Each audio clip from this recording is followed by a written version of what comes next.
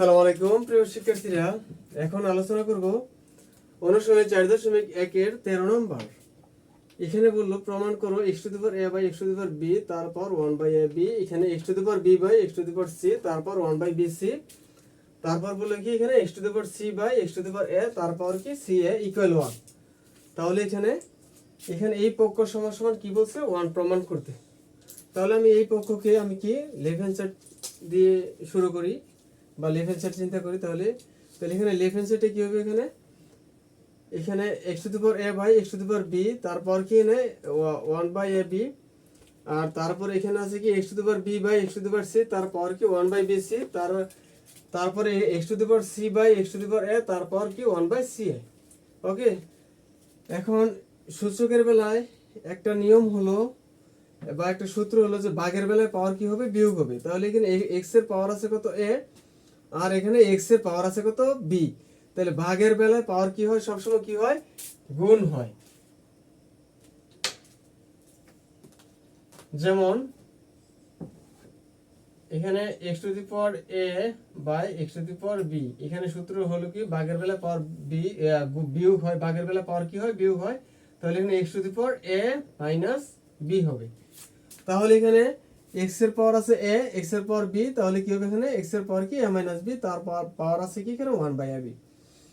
দেন অনুরূপ এখানে x এর পাওয়ার আছে b, x এর পাওয়ার c, তাহলে ভাগের বেলায় পাওয়ার কি হয়, বিয়োগ, তাহলে b মাইনাস c। ভাগের বেলায় পাওয়ার গুলা x এর পাওয়ার a, x এর পাওয়ার কি c, তাহলে ভাগের বেলায় পাওয়ার কি হয়, বিয়োগ হয়, তাহলে এখানে b মাইনাস c, তার পাওয়ার আছে 1 বাই bc। দেন এখানে x এর পাওয়ার আছে c আর এখানে x এর পাওয়ার আছে a, ভাগের বেলায় পাওয়ার কি হয়, বিয়োগ হয়। তাহলে এখানে কি হবে x to the power c minus a, তার পাওয়ার কি 1 বাই ca। দেন এখানে x এর পাওয়ার a মাইনাস b, তার পাওয়ার 1 বাই ab। একটা জিনিস লক্ষ্য রাখবা সবসময় যে পাওয়ারে সবসময় কি হয়, গুণ হয়। যখন কোন সংখ্যা মাঝামাঝি থাকে, যেমন এখানে 2 1 বাই 3, তাহলে এই যে মাঝামাঝি সংখ্যাটি লবের সাথে কি হবে, গুণ হবে। তাহলে এখানে 2 এ কে 2, তাহলে 2 বাই কি হবে 3। অনুরূপ এখানে x এর পাওয়ার আছে a মাইনাস b, তার পাওয়ার আছে 1 বাই ab। এই যে পাওয়ার এইটা আর এই পাওয়ারটা কি গুণ হবে, এটার সাথে গুণ হয়ে লবের সাথে গুণ হয়ে যাবে। তাহলে লবের সাথে গুণ হয়ে a minus b by ab হচ্ছে। দেন এখানে b মাইনাস c লবের সাথে গুণ হয়ে b minus c by bc হয়েছে। দেন এখানে c মাইনাস a লবের সাথে 1 এর সাথে c minus a K c minus a, আর হরে আছে কত c a। এখন গুণের বেলা পাওয়ার সবসময় কি হয়, যোগ হয়। এখানে যে গুণের বেলা পাওয়ার কি যোগ হয়, যেমন এখানে x to the power m into x to the power n, গুণের বেলা পাওয়ার কি হবে, যোগ হবে x to the power m plus n। তাহলে এখানে x এর পাওয়ার আছে a minus b by ab, তারপর এখানে মাঝখানে প্লাস, গুণের বেলায় পাওয়ার যোগ হয়, দ্যাটস ওয়াই এখানে প্লাস হইছে। এখানে b minus c by bc, গুণের বেলায় পাওয়ার যোগ হয়, এখানে প্লাস আছে, গুণের বেলায় পাওয়ার যোগ, দ্যাটস ওয়াই এখানে প্লাস, এখানে c minus a by ca। এখানে একটা জিনিস লক্ষ্য রাখবা, ভগ্নাংশ আকারে যোগ বিয়োগ করতে গেলে হরের লসাগু নিতে হয়। ভগ্নাংশ আকারে যোগ বিয়োগ করতে গেলে কি করতে হবে, হরের লসাগু। তাহলে এখানে এটা একটা রাশি, এটা একটা রাশি, এটা একটা রাশি, চিন্তা করে আমি হরের লসাগু নিই। এখানে a আছে, এখানে দুইটা b আছে, একটা b নিলাম, এখানে দুইটা c আছে, দুইটা c নিলাম। তাহলে এই যে এখানে ভগ্নাংশের তিনটি হরের লসাগু হলো কি a b c। এখন এই হর দ্বারা এই লসাগুকে ভাগ করব, যে ভাগফলটা হবে এটা লবের সাথে কি হবে, গুণ হবে।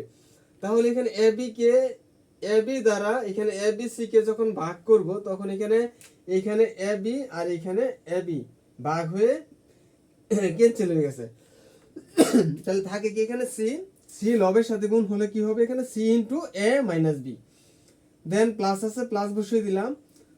তারপর এখানে BC দ্বারা এখানে যদি আমি BC রে ভাগ দেই, তাহলে এখানে শুধু BC ক্যান্সেল হয়ে যায়, থাকে কি শুধু a লবের সাথে গুণ হলে কি হবে, a into b minus c।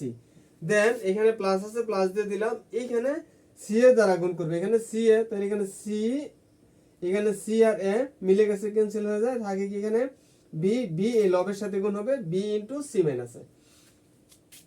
এখন যেহেতু এখানে c into a minus b plus a into b minus c plus b into c minus a into আকার আছে, সেহেতু আমি এগুলি কি করে দিব, গুণ করে দিব। তাহলে গুণ করা যাক। এখানে এই c এর সাথে a গুণ দিলে কি হয়, এখানে যেহেতু বোর্ডে জায়গা নাই এই পাশে করলাম, এখানে এসি যখন আমি যে দুটো সংখ্যা গুণ করব ওই দুটো সংখ্যার আগে কি চিহ্ন আছে ওই চিহ্নটা গুণ হবে। আমি এটার সাথে এক গুণ করলাম এসি হয়েছে, আবার এই সংখ্যাটা বি এর সাথে গুণ দিলে বি এর আগে মাইনাস, এটা সি এর আগে কি প্লাস, তাহলে এখানে কি হবে প্লাসে মাইনাসে মাইনাস, এখানে সি আর বি গুণ দিলে কি হবে বিসি। দেন এখানে প্লাস চিহ্ন আছে, এই যে এখানে আমি প্লাস চিহ্ন বসিয়ে দিলাম। তারপর এখানে এ এর সাথে বি গুণ হলে কি হবে, এখানে যে এ বি, এখানে যে এ বি আসছে, তারপর এখানে প্লাসে মাইনাসে কি হবে মাইনাস, এখানে এখানে এস সি আছে, যে এখানে এস সি বসাই দিলাম। তারপর এখানে প্লাস চিহ্ন আছে, এই যে এখানে প্লাস চিহ্ন দিয়ে দিলাম। দেন এখানে বি সি এর সাথে গুণ দিলে কি হবে, এখানে বিসি, বি যখন আবার এর সাথে গুণ দেবো, এর আগে মাইনাস আছে, বি এর আগে প্লাস, প্লাসে মাইনাসে কি হবে মাইনাস এবি, আর এখানে হরে আছে এখানে এবিসি, এখানে এবিসি বসিয়ে দিলাম। আর এখানে আমি কি করলাম, প্লাসের এসি মাইনাসের এসি কি হয় ক্যান্সেল, এখানে মাইনাসের বিসি আর প্লাসের বিসি ক্যান্সেল, প্লাসের এবি আর মাইনাসের এবি কি হয় ক্যান্সেল। তাহলে উপরে সবগুলো ক্যান্সেল হওয়ার পরে থাকে কত শুধু জিরো, আর এখানে হরে থাকে এবিসি। তাহলে উপরে ভাগাকারে জিরো থাকলে, উপরে জিরো থাকলে পুরোটাই জিরো হয়, তাহলে এক্স টু দি পাওয়ার কি হয়ে গেছে জিরো। তো আমরা একটা সূচকের একটা সূত্র জানি কি, এ জিরো ইকুয়াল কি হয় 1, তাহলে এখানে এক্স জিরো মান কি হবে 1। তাহলে এখানে লেফট হ্যান্ড সাইড সমান সমান রাইট হ্যান্ড সাইড, প্রমাণিত। আশা করি সকলে বুঝতে পেরেছো।